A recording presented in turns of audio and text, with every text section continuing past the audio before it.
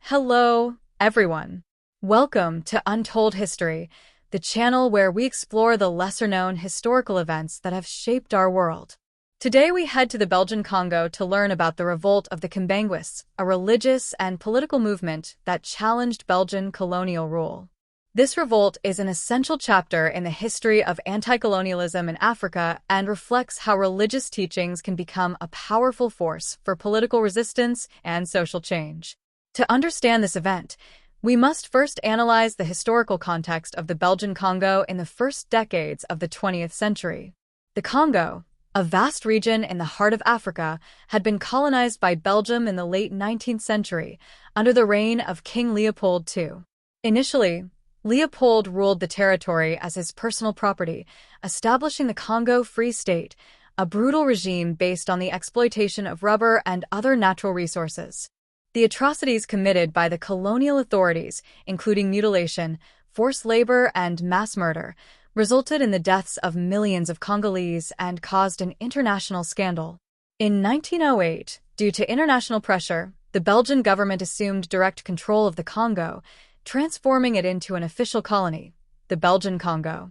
However, although the administration passed from King Leopold to the government, the living conditions of the Congolese population did not improve substantially. In this environment of exploitation and oppression, the figure of Simon Kimbangu emerged, a Congolese preacher who would become the leader of a powerful religious and social movement. He was born in 1887 in a village in the Bas-Congo region. Raised in a Christian family, he received a missionary education, which allowed him to become familiar with the teachings of Western Christianity. However, throughout his life, he began to develop his own interpretation of faith, which incorporated elements of African traditions and reflected the spiritual and political needs of his people. In the early 20th century, many regions of the Congo experienced a surge in religious fervor as Christian churches, especially Protestant churches, attempted to convert the local population. Christian missions had an impact on the lives of the Congolese, as they brought with them a new worldview, but they were also associated with European colonialism. Kimbangu began preaching in 1921, and his message quickly attracted thousands of followers.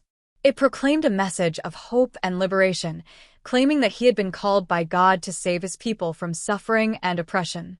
His teachings were deeply rooted in the Christian faith, but he adapted Christianity to African traditions and beliefs, making him a charismatic and accessible figure to his followers.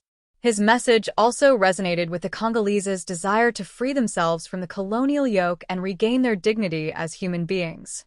The movement was radical because it challenged both colonial authority and the power of Christian missions.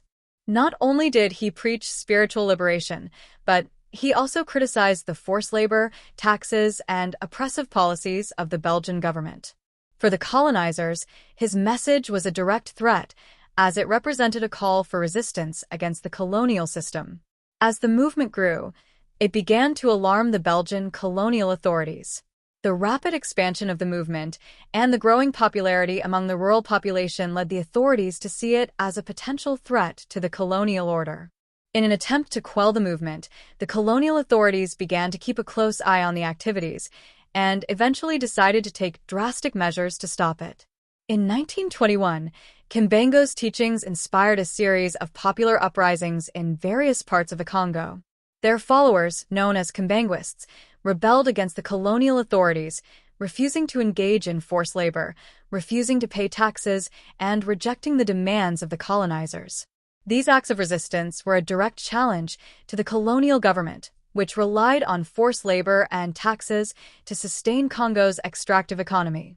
The Kimbanguists also refused to follow the orders of Christian missionaries, which angered the Protestant churches, which saw the movement as heresy. The Belgian government's response was swift and brutal. Kimbangu was arrested in September 1921, and shortly thereafter underwent a military trial that culminated in his death sentence for sedition and disturbing the colonial order. However, due to international pressure and fear of making him a martyr, the Belgian authorities commuted his sentence to life imprisonment and imprisoned him in a prison inside the Congo, where he would spend the next 30 years of his life until his death in 1951. Despite Kimbangu's arrest, the movement was not eradicated. In fact, the crackdown only served to increase the resolve of his followers, who continued to practice their faith in hiding. The Kimbanguistas became a powerful force in the resistance against colonialism, and their movement expanded beyond the borders of Lower Congo. One of the most notable aspects of the Kimbanguist Revolt was its spiritual and political character. Although Kimbangu preached a religious message, his movement was rooted in the political realities of the Congo. Faith in God and belief in spiritual liberation were inseparably linked to the struggle for social justice and political freedom. For the Kimbanguists, colonialism was not only a form of economic oppression, but also a form of spiritual oppression, denying Africans their right to live in dignity and freedom. The persecution of the Kimbanguists by the Belgian authorities also had an impact on Belgium's international image as a colonial power. As the movement spread, more foreign observers began to question Belgium's repressive policies in Congo. The brutality with which the Belgian authorities repressed them drew criticism both in Africa and in Europe. In the decades that followed, the movement continued to be a major force in Congo's political and religious life. The Kimbanguist Church played a key role in the struggle for Congolese independence, which was finally achieved in 1960. In 1959, a year before independence, a congress was held in which representatives of different political and social groups in the Congo participated. During this Congress, the importance of Simon Kimbangu's teachings as a fundamental part of the independence movement was proclaimed. In conclusion, this event was a pivotal moment in the history of the Congo and Africa in general. This movement not only represented a struggle against colonialism, but also symbolized the power of faith and spirituality in the pursuit of justice and freedom. This story invites us to reflect on the importance of dignity, freedom, and justice in human life. Despite the adversities, the Congolese people demonstrated an extraordinary resilience and a deep connection to their spiritual traditions. The struggle for freedom and dignity remains a testament to the power of faith and human determination in the pursuit of a more just world.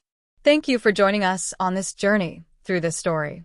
If you liked this video, don't forget to subscribe to our channel and activate the notification bell to stay up to date with our upcoming stories about historical events that have been forgotten or ignored. Until next time.